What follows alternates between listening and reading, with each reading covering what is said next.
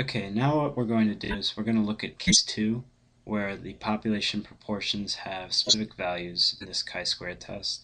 And you can already see that we have our workbook open with the previous video for case 1. So the first thing we're going to do is just copy this sheet so that we can work with this template, just altering the cells for new values. And for explanation's sake, I'm going to just delete everything that we have in here, just so we can follow along and it's clear how we're getting to our values. So we can see that from historical data, the Hershey Company knows that 30% of its customers prefer Mr. Goodbar. So this is basically our hypothesized proportion. And we know that 50% prefer Hershey's and 20% prefer Crackle. So we should add to 100%. Now, we know that marketing analysts recently sampled customers and find that 49 prefer Mr. Goodbar, 97 Hershey's, and 54 Crackle. So we're going to input those into our observed counts. 49, 97, and 54. So if we sum these, we're actually going to get 200.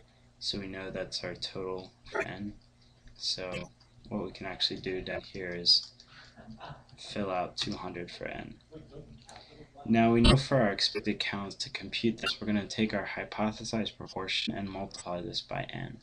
So we're going to take 30% times 200, and we're going to lock this cell so we can copy it down using F4 to put the dollar signs in.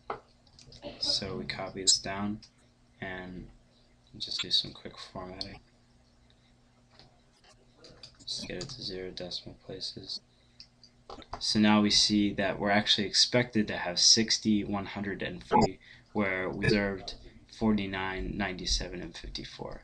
So now we're going to compute our observed minus our expected, square this value, and divide by our expected, 2.017, and copy this formula down. We're going to get our test statistic. Our test statistic is 7.006. And we can actually see that this matches up with the Minitab output, and our degree of freedom are going to stay the same. We're still going to have 2 degrees of freedom, so we want to check all of our inputs whenever we use a template, but we know this will be the same. Our alpha in this case will also be 5%, so that stays the same, and we input our n value.